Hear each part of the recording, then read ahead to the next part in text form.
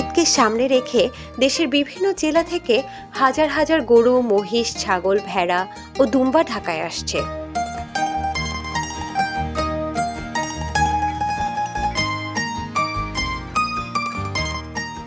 কোরবানির যতই বেশি ঘড়িয়ে আসছে তত বেশি কোরবানির প্রস্তুতি এবং জাঁকজমকভাবে হাট খামারগুলো কিন্তু সাজানো হচ্ছে গবাদি পশুতে।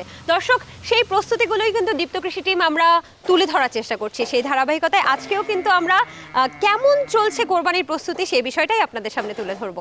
সবাইকে স্বাগত জানাচ্ছি দীপ্ত কৃষির আজকের প্রতিবেদনে, পাওয়ার্ড বাই কাজী ফার্মস। কৃষি মন্ত্রণালয়ের তথ্য মতে দেশে এবার কোরবানির পশুর পর্যাপ্ত যোগান রয়েছে এবং দেশি পশু দিয়েই এবারের চাহিদা পুরোপুরি মেটানো সম্ভব। এবারের প্রাণী সম্পদ অধিদপ্তরের আসলে কার্যক্রমগুলো কি কি এবারের কোরবানি ঈদকে ঘিরে? প্রতি বছরের নেই এবছর একটু অন্যরকম, যেহেতু একটি গণতান্ত্রিক সরকার, নতুন পরিবেশে প্রথমবারের মতো বাংলাদেশের মানুষ এবার কোরবানি ঈদ উদযাপিত করবে। সুতরাং এবছরের কার্যক্রমটা একটু ভিন্ন ধরনের। আমরা এবছর আমাদের চামড়া সংরক্ষণের জন্য আমাদের যারা মাংস প্রক্রিয়াজাত করে আছে তাদেরকে উপজেলা, জেলা পর্যায়ে প্রশিক্ষণ দিচ্ছি, কেন্দ্রীয়ভাবে প্রশিক্ষণ দেওয়া হচ্ছে। আমাদের যারা কুরবানি করেন, যে সমস্ত ইমাম এবং যারা চামড়া সংরক্ষণ করেন, মাদ্রাসার ছাত্র, তাদেরকে আমরা প্রশিক্ষণ দিচ্ছি। এটাই বছরের আমাদের নতুন সংযোজন। আমরা প্রাণী সম্পদ অধিদপ্তরকে একটি রপ্তানিমুখী খাতে পরিণত করতে চাই। মাননীয় প্রধানমন্ত্রী এ বিষয়ে যে নির্দেশনা দিয়েছেন, তার যে ইচ্ছা যে যাতে এই বাংলাদেশের প্রতিটি খাত রপ্তানিমুখী হয় এবং ইকোনমিক্যালি যাতে আমরা প্রতিষ্ঠিত হতে পারি বিশ্বের দরবারে, আমাদের মৎস্য প্রাণী সম্পদ মন্ত্রণালয়ের মাননীয় মন্ত্রী, প্রতিমন্ত্রী, সচিব মহোদয় থেকে শুরু করে সবাই এই বিষয়ে কার্যক্রম গ্রহণ করেছেন। তারা দিক নির্দেশনা দিচ্ছেন। সেই অনুযায়ী আমাদের যে এইবারের প্রিপারেশন হচ্ছে যে আমাদের সারা বাংলাদেশে প্রায় 1,23,33,840টি গবাদি পশু কুরবানির জন্য প্রস্তুত। আমাদের যে ডিমান্ড সেই অনুযায়ী 1,06,334টি। সেই অনুযায়ী আমাদের 22,27,135টি পশু আমাদের উদ্বৃত্ত থাকার কথা।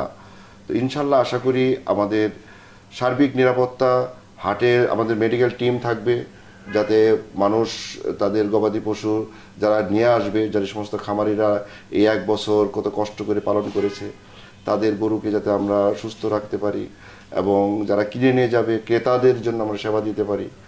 সব মিলিয়ে আমরা আমাদের আইন শৃঙ্খলার সাথে কথা হয়েছে, সব মিলে আমরা আশা করি জনগণ সুন্দর একটি পরিবেশে এবার ঈদুল আজহা উদযাপন করবেন। মন্ত্রণালয়ের আরও একটি তথ্য মতে সীমান্তে অবৈধ পশুর অনুপ্রবেশ রোধে সরকার অত্যন্ত কঠোর অবস্থান নিয়েছে।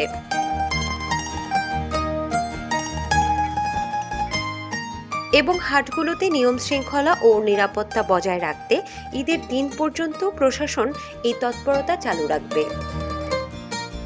এবছর কিন্তু খামারগুলোতে প্রচুর পরিমাণে দেশি গরু উঠেছে এবং আপনিও বলছিলেন যে প্রচুর পরিমাণে আমাদের দেশি গরু বা আমাদের কোরবানির পশু উদ্বৃত্তও আছে। তো এই যে খামারগুলোতে দেশি গরু বেশি উঠেছে এবং ক্রেতাদের ক্ষেত্রেও কিন্তু দেশি গরু কেনার প্রতি একটা ঝোঁক দেখতে পাচ্ছি, এই বিষয়টা আসলে আপনি কিভাবে দেখছেন? দেশি জিনিসের প্রতি স্বার্থ সবারই থাকে, সবাই তো দেশির প্রতি আকৃষ্ট থাকে। আমরা বিদেশির প্রতি কেন নজর দিব এবং নজর দিচ্ছি কেন, সেটা হচ্ছে যে আমরা আমাদের যে পৃথিবীর ম্যাক্সিমাম দেশেই তার নিজের জাতকে ডেভেলপ করেছে।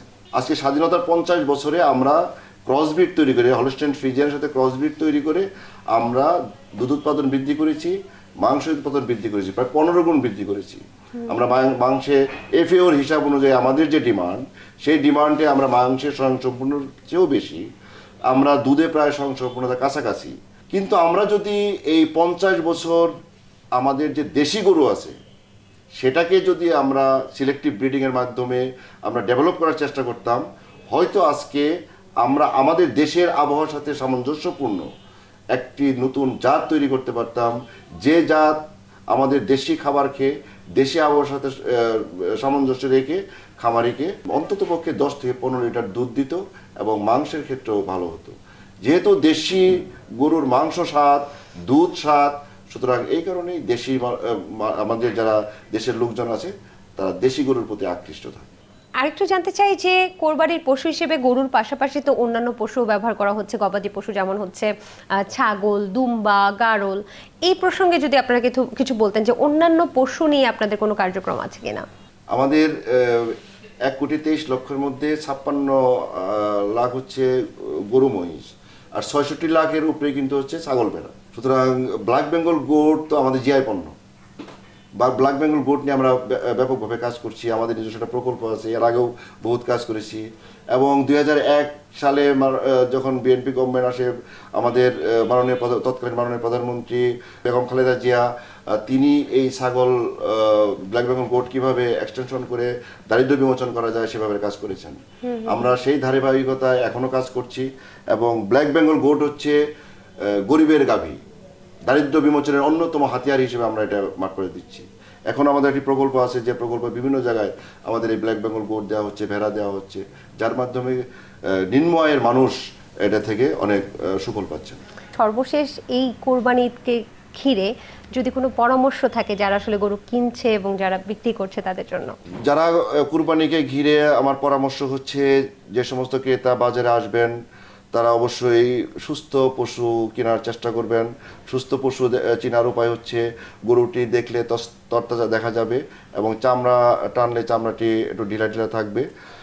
তারপরে হচ্ছে যে আপনি যদি কোনো বুঝতে সমস্যা হয়, সুস্থ পশু যদি আপনি না চিনতে পারেন, ওখানে ভেটেরিনারি মেডিকেল টিম আছে, তাদের পরামর্শ নেবেন এবং সুন্দরভাবে গরুটিকে বৈজ্ঞানিকভাবে আপনি গরুটাকে জবাই করার চেষ্টা করবেন, চামড়াটাকে সুন্দরভাবে সারানোর চেষ্টা করবেন, সংরক্ষণের চেষ্টা করবেন এবং মাংসটাকে আপনি সঠিকভাবে সংরক্ষণ করে সুন্দরভাবে ঈদ উদযাপন করবেন।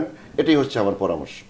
অসংখ্য ধন্যবাদ। এবং সর্বশেষ একটা বিষয় কিন্তু মানে সুখবরই বলবো, যে আপনি বলছিলেন যে আরসিসি কে নাকি জিআই পণ্য হিসেবে স্বীকৃতি দেওয়া হচ্ছে। আমরা চেষ্টা করছি রেড চিটাগাং যে গরুটা আছে এটা আমাদের জিআই পণ্য হিসেবে নেওয়ার জন্য আমরা চেষ্টা করছি। আশা করি ইনশাআল্লাহ পাবো। এটা কিন্তু চিটাগাংবাসীর জন্য অনেক অনেক বড় একটা সুখবর। আপনাকে অসংখ্য ধন্যবাদ, ভালো থাকেন। দেশের জন্য সুখবর বয়ে আসবে আগামী দিনে ইনশাআল্লাহ, অনেক অনেক সুখবর বয়ে আসবে প্রাণী সম্পদ অধিদপ্তর। সবাইকে ধন্যবাদ। আসসালামু আলাইকুম। আসন্ন কোরবানি ঈদকে কেন্দ্র করে খামার এবং হাটগুলো এখন জমজমাট। আর সেই সাথে সাথে কোরবানি যেন সুষ্ঠুভাবে সম্পন্ন হয় সে কারণে প্রাণী সম্পদ মন্ত্রণালয়েরও বেশ কয়েকটি কার্যক্রম পরিচালনা হচ্ছে। তার মধ্যে উল্লেখযোগ্য হচ্ছে হাটে ভেটেরিনারি মেডিকেল টিম গঠন, সঠিক উপায়ে চামড়া সংগ্রহ এবং সংরক্ষণের কৌশল প্রশিক্ষণ, সঠিক উপায়ে এবং সুষ্ঠু উপায়ে কোরবানির পশু জবাইয়ের কৌশলের প্রশিক্ষণ, দেশি পশুর উদ্বৃত্তের উপযোগী ব্যবহার, কোরবানির পশুর অবাধে পরিবহন সংক্রান্ত সহযোগিতা ইত্যাদি নানান ধরনের কার্যক্রম নিয়ে প্রাণী সম্পদ মন্ত্রণালয় কাজ করে যাচ্ছে। এই পর্যায়ে আমরা কথা বলবো পরিচালক উৎপাদন বিভাগ প্রাণী সম্পদ অধিদপ্তর ডক্টর এবিএম খালেদুজ্জামানের সাথে। আসসালামু আলাইকুম, কেমন আছেন? জি, প্রথমেই যে ব্যাপারটা আসলে সবার জানার আগ্রহ থাকে সেটা হচ্ছে গবাদি পশুর প্রাপ্যতা আছে কিনা, কারণ প্রাপ্যতা যদি না থাকে দাম বেড়ে যাবে এমন একটা কিন্তু কথা উঠে আসে। তো আমরা একটু জানতে চাই এই বছর কোরবানি ঈদে গবাদি পশুর প্রাপ্যতা আছে কিনা। প্রতি বছরই কুরবানিকে কেন্দ্র করে মৎস্য প্রাণী সম্পদ মন্ত্রণালয়ের নির্দেশক্রমে প্রাণী সম্পদ অধিদপ্তর ব্যাপক কার্যক্রম হাতে নিয়ে থাকে। তার মধ্যে প্রধানতম কার্যক্রম 6 মাস আগে থেকেই আমরা সারা দেশব্যাপী যারা খামারি এই কুরবানিকে কেন্দ্র করে গবাদি পশু লালন পালন করে তাদের প্রত্যেককে আমরা প্রশিক্ষণের আওতায় নিয়ে আসি।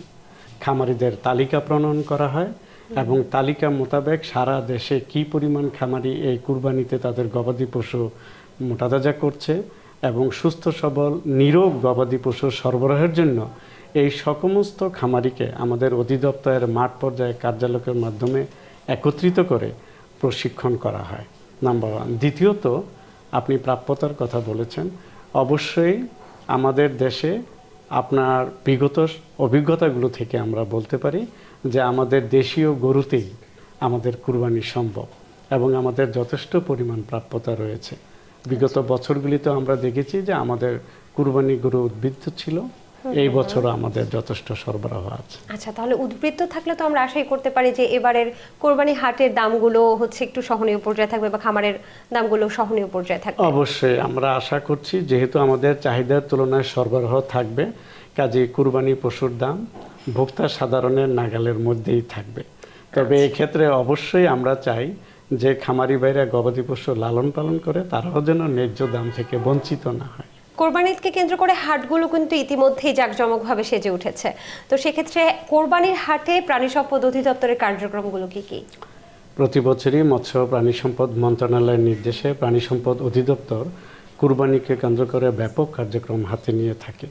তার মধ্যে প্রধানতম কার্যক্রম হলো যে সমস্ত খামারি গবাদি পশু লালন পালন করে কুরবানি ঈদের সরবরাহ করার ইচ্ছা পোষণ করছে তাদের সবাইকে নিবন্ধনের আওতায় নিয়ে এসে প্রাণী সম্পদ অধিদপ্তর প্রশিক্ষণের আয়োজন করে। সেই প্রশিক্ষণের উদ্দেশ্য হলো সুস্থ সবল নিরোগ গবাদি পশু যাতে কুরবানি পশুতে সরবরাহ করা যায়। তো সেই ক্ষেত্রে এবছর আমরা আশা করছি আমাদের প্রাপ্যতা যথেষ্ট কুরবানির গরুর প্রতি বছরের মতোই, এবং জনসাধারণের মাঝে আমাদের অধিদপ্তর এবং আমাদের খামারি ভাইদের প্রতিষ্ঠায় এই হৃষ্টপুষ্টকৃত গবাদি পশু কুরবানির মাঠে সরবরাহ করা যাবে। আচ্ছা, সেক্ষেত্রে মানে কোরবানির হাটে কোনো মনিটরিং ব্যবস্থা কি আপনাদের থাকবে, যে অবশ্যই। কোনটা সুস্থ কোনটা সুস্থ না? অবশ্যই আমরা মৎস্য প্রাণী সম্পদ মন্ত্রণালয় এবং প্রাণী সম্পদ অধিদপ্তর একযোগে কাজ করি। আমাদের মেডিকেল ভেটেরিনারি টিম থাকে যাতে কুরবানি অসুস্থ গবাদি পশু চিহ্নিত করা এবং সুস্থ সবল রাখার উপায় সম্পর্কে তারা কার্যক্রম করে। এছাড়া কুরবানির হাটে যাতে কোনো প্রকার অসুস্থ পশু আসতে না পারে সেই বিষয়টাও মনিটর করে। আমাদের মৎস্য প্রাণী সম্পদ মন্ত্রণালয়ের টিম থাকে এবং আমাদের অধিদপ্তরেরও মনিটরিং টিম থাকে এই সমস্ত বিষয়গুলি মনিটর করার জন্য। আপনাদের তো একটা মনিটরিং টিম থাকছে, সেই সাথে সাথে যে গ্রাহকরা কোরবানির হাটে যাচ্ছে বা খামার থেকে গরু কিনছে তাদের জন্য কি চিহ্নিতকরণের কোনো উপায় আমাদেরকে জানাবেন কিনা, যে আমরা কিভাবে বুঝবো যে এটা অসুস্থ না বা অসুস্থ, বা ভালো গরু কিভাবে চিনবো? অবশ্যই আমাদের যে ভেটেরিনারি মেডিকেল টিম থাকে তাদেরকে এই কার্যক্রমটাই দেওয়া হয় যাতে কুরবানির পশুর হাটে কোনো প্রকার অসুস্থ গরু না থাকে। তো সেটা বোঝার উপায় হলো আমরা যখন খামারিকে গবাদি পশু লালন পালনের জন্য প্রশিক্ষণ দেই আমরা কিন্তু বিজ্ঞান ভিত্তিক উপায়ে কিভাবে লালন পালন করা যায় সেই প্রশিক্ষণটাই দেই। কোনো রকম অসৎ উপায় অবলম্বনের মাধ্যমে খুব দ্রুত কুরবানি পশুকে মোটাতাজা করা সেই বিষয়গুলো আমরা সম্পূর্ণরূপে অনৈতিক হিসাবে বলি এবং তাদেরকে আমরা মোবাইল কোর্টের আওতায় নিয়ে আসি। কিভাবে বুঝবো যে দ্রুত এটাকে মোটাতাজাকরণ করা হয়েছে অসৎ উপায়ে? আমরা সাধারণত বুঝতে পারি যে আমরা এইভাবে বলতে পারি যে কুরবানিকে কেন্দ্র করে 6 মাস আগে থেকেই খামারিরা গবাদি পশু লালন পালন শুরু করে। প্রতিদিন একটা গবাদি পশু বিজ্ঞান ভিত্তিক উপায়ে যদি সুষম রেশনের মাধ্যমে পালন করা হয় 800 গ্রাম থেকে 1 কেজি পর্যন্ত তার বৃদ্ধি হতে পারে। তো কাজে আমাদের একটা প্রাক্কলন আছে একটা 6 মাসে একটা গবাদি পশু কতটুকু বৃদ্ধি পেতে পারে। কোনোভাবেই দ্রুততার সাথে গরু বৃদ্ধি হওয়ার কোনো বিষয় নেই, কারণ এটা পুরোটাই একটা বিজ্ঞান ভিত্তিক একটা পরিকল্পনা। আর গবাদি পশু আমরা কুরবানির মাঠে আমরা গবাদি পশু দেখেই আমাদের মেডিকেল টিম চিহ্নিত করতে পারে কোনটা সুস্থ গরু কোনটা অসুস্থ গরু, কাজে সেই মনিটরিং টিমও থাকবে। দেশে যাতে গবাদি পশু নিরবিচ্ছিন্নভাবে চলাচল করতে পারে অর্থাৎ কোরবানির পশু, তো সেক্ষেত্রে আপনাদের কোনো কার্যক্রম কি আছে? মৎস্য প্রাণী সম্পদ মন্ত্রণালয় এবং প্রাণী সম্পদ অধিদপ্তরের সহযোগিতায় আমাদের একটা আন্তঃ মন্ত্রণালয় বৈঠক হয়। সেই বৈঠকে মৎস্য প্রাণী সম্পদ মন্ত্রণালয়, স্বরাষ্ট্র মন্ত্রণালয়, বাংলাদেশ পুলিশ এবং বর্ডার গার্ড বাংলাদেশ সকলেই অংশগ্রহণ করে। তো সেখানে মাননীয় মন্ত্রী এবং প্রতিমন্ত্রী মহোদয় ওনারা নির্দেশনা দিয়ে থাকেন যাতে কুরবানির পশু নিরবিচ্ছিন্নভাবে সারা দেশব্যাপী চলাচল করতে পারে, কোনো প্রকার হয়রানির শিকার না হয়। তো এইটা একটা আন্তঃ মন্ত্রণালয় সমন্বিত প্রক্রিয়া এই কুরবানিকে কেন্দ্র করে। কাজেই এটা শুধু প্রাণী সম্পদ অধিদপ্তর, মৎস্য প্রাণী সম্পদ মন্ত্রণালয়, অন্যান্য মন্ত্রণালয়ও এই সমস্ত কাজের সাথে ইনভলভ থাকে। সিটি কর্পোরেশন আমাদের সাথে থাকে, তারা যেহেতু হাটগুলোই যারা দেয়, কাজে সবাই মিলিয়ে আমরা এই কাজটা করব। আপনি তো খুব সুখবর দিলেন যে এবার গবাদি পশুর প্রাপ্যতা আছে দেশেই, তাহলে তো বাহির থেকে গবাদি পশু আনার কোনো প্রশ্নই আসে না বা প্রয়োজনই পড়ে না। তারপরেও একটা ব্যাপার থাকে যে হঠাৎ করে যদি বাহির থেকে গবাদি পশু আসে সেক্ষেত্রে আমাদের খামারিরাও লসের সম্মুখীন হয় বা এই ধরনের প্রশ্ন তোলে, তো এই ব্যাপারে কি আপনাদের কোনো কার্যক্রম আছে কিনা? মৎস্য প্রাণী সম্পদ মন্ত্রণালয়, বর্ডার গার্ড বাংলাদেশ এবং স্বরাষ্ট্র মন্ত্রণালয় একযোগে এই কাজটা মনিটরিং করে। বাহির থেকে যাতে কোনো প্রকার অনুপ্রবেশ না করতে পারে কুরবানি পশু, সেজন্য তারা সার্বক্ষণিক তদারকি করে। বেশ ভালো। আমি কিছুক্ষণ আগেই আপনার কাছ থেকে শুনলাম যে আপনারা গবাদি পশু কিভাবে পালন করতে হবে, কিভাবে মোটা তাজাকরণ করতে হবে, এক্ষেত্রে খামারি এবং যারা হাটে যান তাদেরকেও প্রশিক্ষণ দিয়ে থাকেন। এমন কোনো প্রশিক্ষণ কি আপনাদের হাতে আছে কিনা যেটা হচ্ছে কোরবানি কিভাবে সুষ্ঠুভাবে করতে হবে, বা কসাই যারা কাজ করবে তারা কিভাবে কাজ করবে, এই ধরনের কোনো কার্যক্রম আছে কিনা? আছে, এটাও একটা চমৎকার বিষয়। কুরবানি যাতে গবাদি পশু সুষ্ঠুভাবে জবাই হয়, বিজ্ঞানসম্মত উপায় হয়, কারণ গবাদি পশুর জবাইয়ের উপরে কিন্তু মাংসের গুণগত মান নির্ভর করে। তাই হ্যাঁ, এই বিষয়ে আমাদের একটা আইনও আছে, পশু জবাই মাংসের মান নিয়ন্ত্রণ আইন। কিভাবে কুরবানির পশু জবাই হবে, অবশ্যই হালালভাবে জবাই হবে, কখন তার রক্ত কতক্ষণ পর্যন্ত ক্ষরণ হবে, এবং আশেপাশে যাতে একটা গরু জবাইয়ের সময় তার আশেপাশে কিন্তু কোনো গরু থাকতে নেই। তো এই বিষয়ে আমাদের পশু জবাই মাংসের মান নিয়ন্ত্রণ আইন 2010 এবং আমাদের যে প্রাণী কল্যাণ আইন আছে 2019, সেখানে স্পষ্ট নির্দেশনা দেওয়া আছে যে কিভাবে পশু জবাই করতে হবে, পশু জবাইয়ের পর পশুর উচ্ছিষ্টাংশ কিভাবে সংরক্ষণ করা অথবা কিভাবে এটা ডিসপোজ করতে হবে, এই সমস্ত বিষয়গুলো পরিষ্কার নির্দেশনা দেওয়া আছে। এবং এই বিষয়ে আমরা খামারিদের পাশাপাশি যারা পশুর মাংস প্রক্রিয়াজাতকারী, অনেক সময় শুধু কুরবানিকে কেন্দ্র করে মাংস প্রক্রিয়াজাত হয়, অনেক সময় সারা বছর হয়। তো যারা মাংস প্রক্রিয়াজাত করে তাদের সকলকেই আমরা প্রশিক্ষণের আওতায় নিয়ে আসি। কিন্তু একটা বিষয় জানতে চাই, আপনি বলছিলেন বিজ্ঞানসম্মত উপায়ে গবাদি পশু লালন পালনের প্রশিক্ষণ আপনারা দেন, এই ব্যাপারে কোনো পরামর্শ কি আমরা জানতে পারি? খামারি যখন আমরা প্রশিক্ষণ করি, আমাদের অনেকগুলো প্যাকেজ আছে। আচ্ছা, আমাদের সেই প্যাকেজগুলির দিকে যদি একটু তাকাই, যেমন urea molasses straw, urea molasses multi nutrition block, এগুলো কিভাবে খাওয়াতে হবে, প্রতিদিন কতটুকু করে খাওয়াতে হবে। আমাদের খড়ের পরিপাচ্যতা কিন্তু খুবই কম, কিন্তু এই খড়ের সাথে যদি আমি চিটাগোড় মিশাই এবং যথাযথ পরিমাণে ইউরিয়া মিশাই, তাহলে কিন্তু এই খড়ের ডাইজেস্টিবিলিটি বেড়ে যায়। তো এমনি গো ঘাসকে যদি আমরা সংরক্ষণ করি, সাইলেজ হিসাবে সংরক্ষণ করে সাইলেজ খাওয়াই, তাতেও কিন্তু গবাদি পশুর বৃদ্ধি, প্রতিদিনের যে কাঙ্ক্ষিত বৃদ্ধি, সেটা সম্ভব হয়। তো কাজেই এই সমস্ত যে বিজ্ঞান ভিত্তিক পদ্ধতিগুলো রয়েছে, এগুলি যদি আমরা খামারিদের মাধ্যমে বাস্তবায়ন করতে পারি, তাহলেই কিন্তু গরু মোটা তাজাকরণ হবে, সুস্থ সবল নিরোগ গবাদি পশু পাওয়া সম্ভব। গবাদি পশু বিজ্ঞানসম্মত উপায়ে জবাই করার পদ্ধতিটা কি? এই সম্পর্কিত আমাদের একটি আইন আছে, পশু জবাই মাংসের মান নিয়ন্ত্রণ আইন 2011, এবং এই আইনটি প্রতিপালনের জন্য একটা বিধিও আছে 2021 সালে। যখন কোনো গবাদি পশুকে জবাই করা হয়, তখন কিন্তু তার বিজ্ঞানসম্মত উপায় হলো যতক্ষণ পর্যন্ত গবাদি পশুর ব্রেথিং, শ্বাস প্রশ্বাস বন্ধ না হবে, তার ব্রিডিংটা কমপ্লিট হতে হবে, নাম্বার 1। নাম্বার 2 হলো কোনো একটা পশু জবাইয়ের সময় আশেপাশে অন্য কোনো জীবন্ত পশু থাকা চলবে না। কাজেই এই জাতীয় কতগুলো দিক নির্দেশনা সম্বলিত পশু জবাই আইন যেমন আছে, তেমনি প্রাণী কল্যাণ আইন 2019 আছে। পশু জবাই কিভাবে করবেন, পশুর পরিবহন কিভাবে হবে, পশু যাতে কোনো প্রকার স্ট্রেসে না থাকে।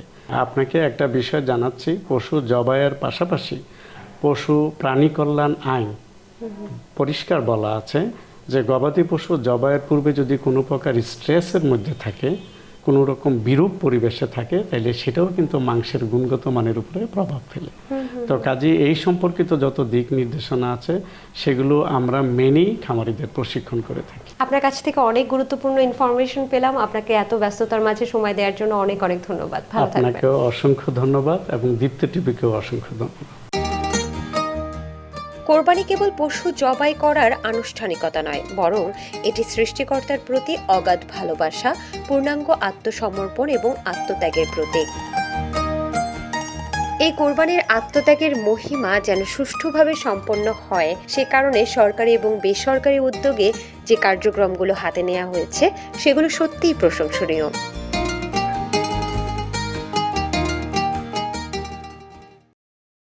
কৃষি বিষয়ে যে কোনো তথ্য জানতে ও জানাতে লিখতে পারেন এই ঠিকানায়। দীপ্ত কৃষি, প্লট 7/A/গ, তেজগাঁও শিল্প এলাকা, ঢাকা 1208। আপনারা চাইলে ইমেল করতে পারেন krishi@dipto.tv এই ঠিকানায়, অথবা ফোন করতে পারেন 0178-768-2832 নম্বরে। শুক্রবার ছাড়া প্রতিদিন সকাল 9টা থেকে বিকেল 5টা পর্যন্ত।